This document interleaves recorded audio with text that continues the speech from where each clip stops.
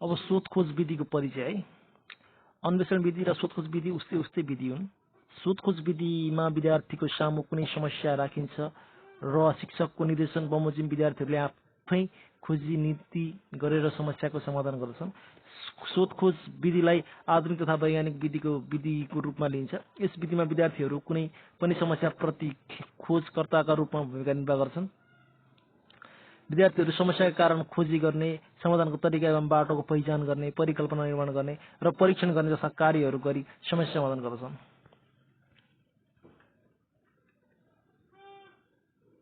अब अन्वेषण वा शोधखोज विधिलाई यसको प्रकृतिको आधारमा रुचि केन्द्रित र समस्या केन्द्रित गरी दुई प्रकारमा बाँडिन्छ। पहिला तरिकामा शिक्षकले विद्यार्थीका सामु धेरै समस्याहरू राखिदिन्छन् र विद्यार्थीहरूले ती समस्याहरूमध्ये आफ्नो रुचिको समस्या छनौट गर्छन्। दोस्रो प्रकारका शोधखोज शिक्षकले तोकिएको समस्याहरूमा आधारित सिकाइहरूले अन्वेषण गर्छन्। अब शोधखोज वा अन्वेषण विधिका चरणहरू समस्यालाई परिभाषित गर्ने होइन, परिकल्पनाको निर्माण गर्ने, तथ्याङ्कको सङ्कलन गर्ने, परिकल्पनाको परीक्षण गर्ने, समस्याहरूको समाधान गर्ने वा प्रतिवेदन तयार गर्ने।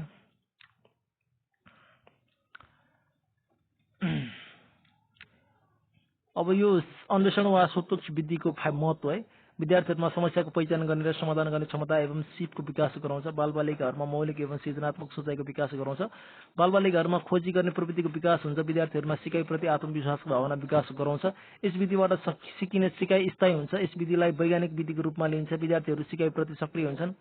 सिकाइमा विद्यार्थी सहभागिता रहन्छ। विद्यार्थीमा तर्क गर्ने, सोच्ने, सोधपुछ गर्ने, परिकल्पना निर्माण गर्ने र समस्या समाधान गर्ने क्षमताको विकास गराउँछ। विद्यार्थीहरूमा अनुसन्धानमुखी प्रवृत्तिको विकास हुन्छ। सक्रिय सिकाइमा जोड दिन्छ है। शोधखोज विधिमा प्रश्न वा समस्याको समाधान खोज्ने, तथ्याङ्क सङ्कलन गर्ने, परिकल्पना निर्माण गर्ने, जाँच्ने, समस्या समाधान गर्ने जस्ता प्रक्रियाहरू समावेश हुन्छ। यो विधिको प्रयोग गरेर शिक्षण गर्दा विद्यार्थीहरूमा खोजी गरी समस्या समाधान गर्ने क्षमताको विकास हुन्छ। अत शिक्षणमा शोधखोज विधि ज्यादै महत्त्वपूर्ण रहन्छ है। अब यो घटना अध्ययन विधि भनेको चाहिँ कुनै खास घटनामा आधारित भई गरिने अध्ययन हो। घटनाको अध्ययनले यथार्थ जीवनको अनुभवलाई सम्बोधन गर्छ। सिकाइमा नयाँ मान्यता स्थापित गर्ने एक विधि हो यो। घटना र समस्यामा समग्र अध्ययन गरेर गुणात्मक व्याख्या गरेर उपयुक्त सुझाव दिने विधि हो। यथार्थ जीवनको भोगाइलाई कक्षा कोठामा उजागर गर्दै अध्यापन सिक्ने माध्यम बनाउन सकिने, कार्यस्थलमा प्रयोग हुने सिद्धान्त वा अभ्यासको बीचमा सीमालाई पूरा गर्ने पुलको रूपमा कायम गर्ने। अब यो घटना समस्यालाई गहिराइसम्म पुगेर अध्ययन गरी कारण पहिचान गर्ने र समाधानका लागि उपयुक्त सुझाव दिने विधि वा प्रविधि यो घटना अध्ययन विधि हो। सिकारुलाई सम्बन्धित समस्याको आफैलाई बोध गराउने वा समाधान गर्ने उपाय निकाल्न प्रयत्न गर्ने विधि हो।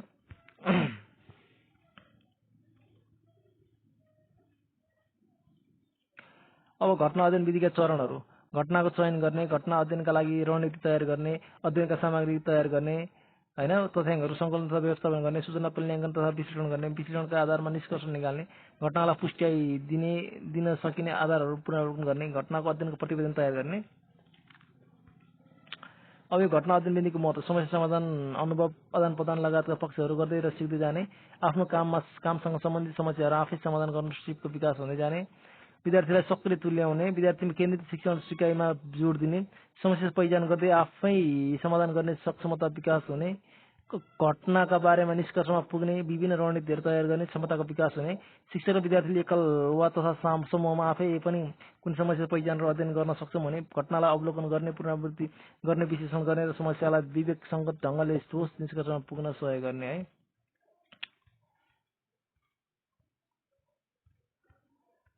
अब यो घटना अध्ययनको ढाँचाको चाहिँ घटना अध्ययन विधिको चाहिँ ढाँचा के छ भने सुरुमा परिचय, त्यसपछि उद्देश्य, अध्ययन विधि, तथ्याङ्क सङ्कलन, विश्लेषण, प्रस्तुतीकरण अनि प्राप्ति अनि सुझावहरू है। अब सर्वेक्षण विधि क्षेत्र कार्य वा सम्बन्धित विधि होइन, अवलोकन वा निरीक्षण विधिबाट शिक्षणमा प्रयोग हुने विधि होइन। विद्यार्थीलाई प्रश्नवली, अन्तर्वार्ता, छलफल, अवलोकन र निरीक्षण मार्फत समस्याहरू निष्कर्ष निकाल्ने विधि।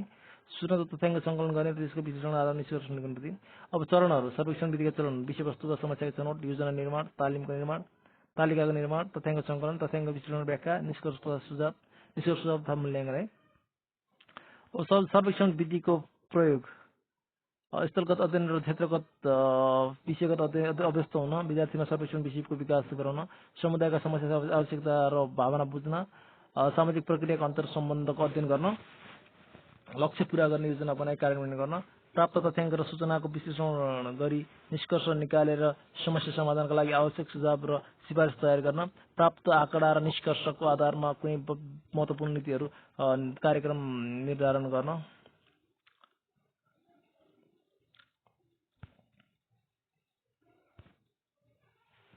व्यक्ति वा समूहमा बानीको अध्ययन गर्न, विश्वसनीय र भरपर्दो सूचना तथ्याङ्क सङ्कलन गर्न, विद्यमान नीति तथा कार्यक्रमको अवस्थाको अध्ययन गरी निर्णय गर्न। होइन, फाइदाहरू चाहिँ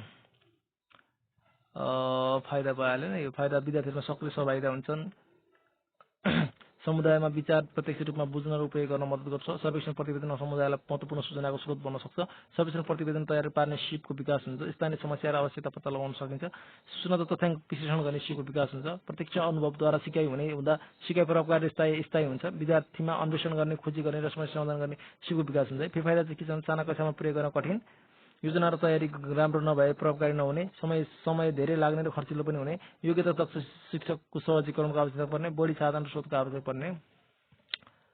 अब शिक्षण विधिको प्रयोग विद्यालयमा बालमित्र वातावरण सृजना गर्न, अभिभावकसँग नियमित सम्पर्क रहन, उत्प्रेरणा र प्रलोभन दिने, बालबालिका केन्द्रित शिक्षण विधिको प्रयोग गर्न। है,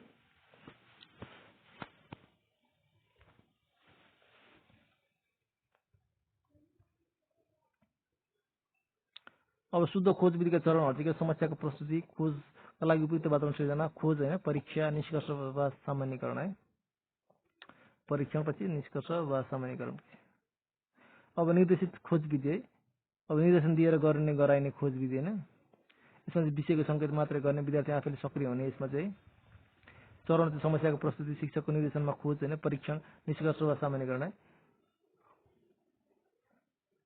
अब यसमा यसको फाइदा चाहिँ के छ भन्दाखेरि घोक्ने वा कठ्न गर्ने प्रवृत्ति हट्दै जाने, यस विधिबाट सिकेको कुरा स्थायी हुने, समस्या समाधान गर्ने क्षमताको वृद्धि हुने, विद्यार्थीमा बारेमा सकेसम्म साफै सोच्ने, सिक्ने, कार्य गर्ने, कठिनाइ आइपरेको सहजीकरण माग्ने, विद्यार्थीमा तार्किक शक्तिको विकास गर्ने, विफलता पर्याप्त साधन समयको पर्याप्त चाहिने, शिक्षक विद्यार्थी खोजप्रति रुचि भएको हुनुपर्ने, खोज गराउन विद्यालयमा उपयुक्त वातावरण चाहिने, नत्र यो विधि प्रयोग गर्न कठिन हुने, नेतृत्व वर्ग खोज विधिप्रति विश्वस्त नरहेमा कार्य गर्ने वातावरण नहुने, सही प्रकारको विधि र प्रक्रिया नअपनाएमा निष्कर्ष सही नहुने सक्ने। है, शुद्ध खोज विधिको चरणहरू समस्याको पहिचान, प्रस्तुति होइन, खोजका लागि उपयुक्त वातावरण सृजना, खोज, परीक्षण, निष्कर्ष वा सामान्यकरण। है,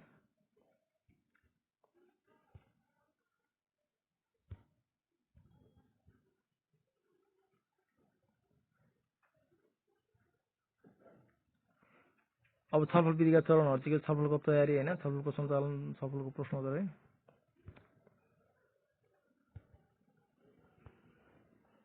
अब छलफलका स्वरूपहरू समूह छलफल, गुन्ज छलफल। होइन,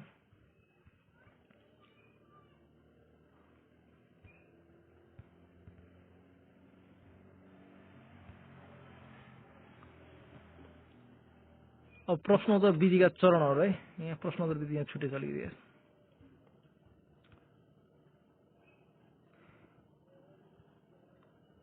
अब प्रश्नोत्तर विधिका तरिकाहरू, प्रश्नोत्तर विधि प्रयोग गर्दा ध्यान दिनुपर्ने पक्षहरू। होइन, पूर्व ज्ञान थाहा पाउन अनि पढाइको विद्यार्थी ध्यान आकृष्ट गर्न, विश्लेषणमा प्रभावकारी थाहा पाउन, प्रश्नोत्तर विधि प्रयोग गर्दा ध्यान दिनुपर्ने पक्षहरू, सरल स्पष्ट भाषाको प्रयोग गरी प्रश्न सोध्ने, विवादास्पद र आफूलाई स्पष्ट जानकारी नभएको विषयमा प्रश्न नसोध्ने, प्रश्न सोद्धा र जवाफ दिँदा अनुहार हँसिलो बनाउने, एउटै प्रश्न पटक पटक नसोध्ने, विगतको पाठसँग सम्बन्धित प्रश्न पनि सोध्ने, विद्यार्थीको स्तर अनुसारका प्रश्न सोध्ने, पहिलो प्रश्नको जवाफ आएपछि मात्र अर्को प्रश्न सोध्ने, अघिल्लो जवाफमा आधारमा फरक प्रश्न सोध्ने, प्रश्नको ठिक उत्तर नआएमा धन्यवाद दिँदै जवाफ दोहोऱ्याइदिने, प्रश्नको ठिक उत्तर आउन नसकेमा अर्को पटक ठिक उत्तर दिन उत्साहित गर्ने, हो होइन, हुन्छ हुँदैन, ठिक छ छैन जस्ता अत्यन्त छोटा उत्तर आउने प्रश्न कम सोध्ने। होइन, प्रश्नहरू सृजनात्मक क्षमता बढाउने किसिमका र बौद्धिक क्षमता भरिपूर्ण हुनुपर्ने, प्रश्नले विद्यार्थीको बौद्धिक चिन्तनमा प्रभाव पार्ने किसिमको हुनुपर्छ। है,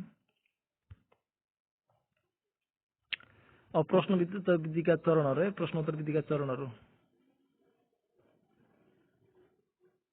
विषयवस्तुको छनौट होइन, प्रश्न पत्रको निर्माण, पूर्व सूचनाको प्रदान होइन, प्रश्नोत्तरको सुरुवात, मूल्याङ्कन गर्ने।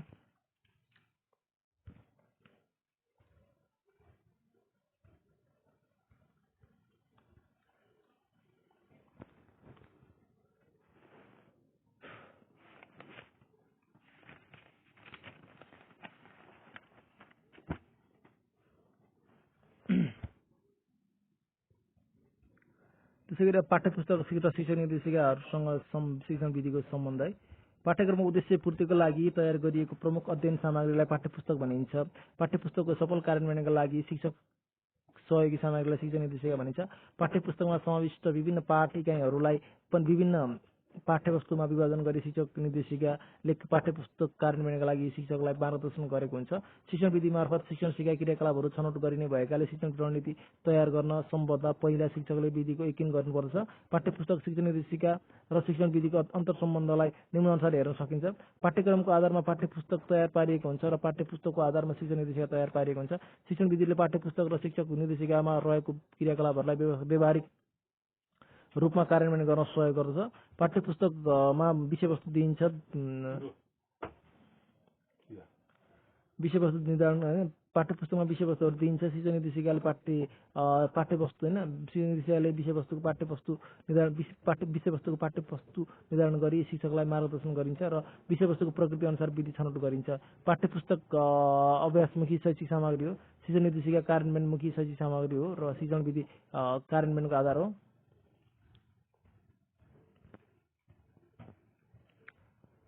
त्यसै गरी पाठ्यपुस्तकमा विषयवस्तु विस्तृतीकरण हुन्छ भने शिक्षण निर्देशिकामा शिक्षण योजना र तरिका हुन्छ र शिक्षण विधिमा शिक्षणको रणनीति हुन्छ।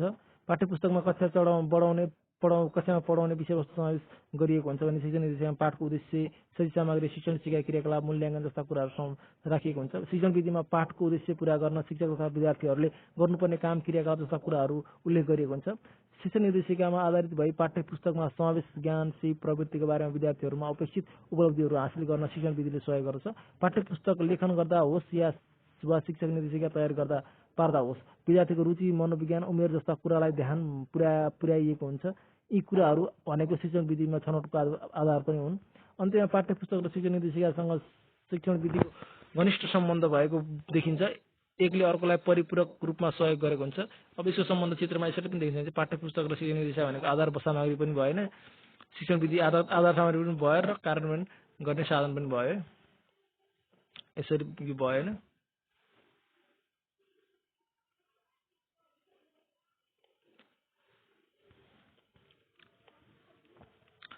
अब शैक्षणिक प्रविधि शिक्षणसँग सम्बन्धित कुरा शैक्षणिक हो भने प्राकृतिक विज्ञानलाई मानवीय कला क्षेत्रमा प्रयोग गरिने विधि प्रविधि हो। तसर्थ शिक्षण सिकाइ क्रियाकलापलाई प्रभावकारी बनाउन उपयोग गरिने आधुनिक र वैज्ञानिक ज्ञानको व्यवस्थित प्रयोगलाई शैक्षणिक प्रविधि भनिन्छ।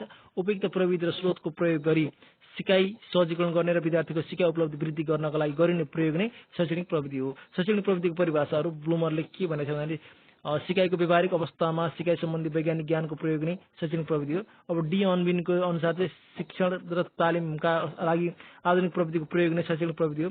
अब शैक्षणिक प्रविधिको महत्त्व अरू यहाँ चाहिँ अब शैक्षणिक प्रविधिको महत्त्व के छ भने सिकाउने र सिक्ने तरिकामा सहजता ल्याएको छ। सिकाइलाई अन्तर्क्रियात्मक सहयोगात्मक बनाउँछ। सिकाएर र शिक्षक दुवैलाई सिकाइप्रति व्यस्त बनाउँछ। शिक्षणमा इमेल इन्टरनेट मल्टिमिडिया प्रोजेक्टर जस्ता आधुनिक सामग्रीको प्रयोगमा जोड दिन्छ। मानव संसाधन स्रोत साधन उपकरण प्रविधि आदिको सहयोगबाट सिकाइ सञ्चालन गर्नुपर्ने कुरामा महत्त्व दिन्छ। शिक्षक तथा विद्यार्थीहरूलाई आधुनिक प्रविधिको प्रयोगमा अभ्यस्त गराउँछ। शिक्षकको कार्य बोझलाई कम गर्छ। सिकाइ उपलब्धिमा प्राप्त गर्न विद्यार्थीलाई दिशानिर्देश गर्दछ। शिक्षण एवं सिकाइमा सुधार ल्याउँछ। उन्नति गर्न सहयोग गर्दछ। विद्यार्थीहरूलाई विभिन्न दृष्टिकोणबाट सिकाइ सिक्ने अवसर प्रदान गर्दछ। सिकाइप्रति विद्यार्थीहरूलाई अप्रेरित र प्रोत्साहित गर्दछ। शैक्षणिक आवश्यकता र समस्या समाधान गर्न सहयोग गर्दछ। शिक्षण सिकाइलाई सरल सहज र सुगम बनाउँछ। विद्यार्थीको आवश्यकता रुचि क्षमता अनुसार शिक्षण गर्न सहयोग गर्दछ। सदैव पक्षलाई व्यवहारमा उतार्छ होइन। अनि शिक्षकमा पेशागत सिपको विकास गर्छ। शिक्षणलाई प्रविधिमुखी बनाई शैक्षणिक उद्देश्य प्राप्त गर्न सहयोग गर्छ। अन्त्यमा शिक्षण र सिकाइमा सुधार ल्याउन एवं उन्नति गर्न अपनाइने प्रविधि नै शैक्षणिक प्रविधि हो। सिकाइमा सरलता सहजता ल्याउन एवं शैक्षणिक सुधार गर्न यसको प्रयोग महत्त्वपूर्ण मानिन्छ है।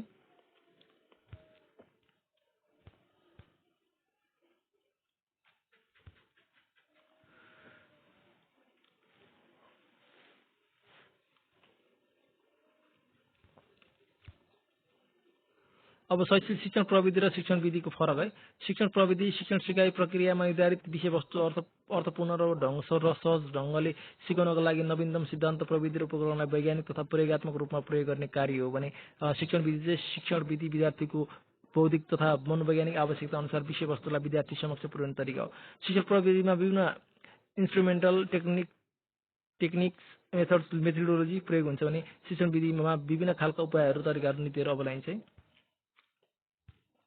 त्यसैगरी शिक्षण प्रविधिमा नवीनतम प्रविधि र उपकरणहरूको प्रयोगात्मक उपयोग हुन्छ भने शिक्षण विधिमा शिक्षक र विद्यार्थी बीचको जीवन्त अन्तर्क्रिया हुन्छ।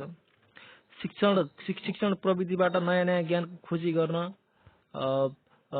गर्न अधिकतम ज्ञान एवं सिपको विकासमा ध्यान दिइन्छ भने शिक्षण विधिबाट चाहिँ परम्परागत सैद्धान्तिक होइन ज्ञान र सिपको विकासमा जोड दिन्छ। त्यसैगरी शिक्षण प्रविधिका रूपमा विकास भएका प्रविधिहरू जस्तै इमेल, इन्टरनेट, कम्प्युटर, प्रोजेक्टर आदि हुन् भने शिक्षण विधिहरू जस्तै व्याख्यान, छलफल, प्रश्नोत्तर, प्रश्न, समस्या समाधान, आगमन क्षेत्र भ्रमण विधि आदि हुन् है।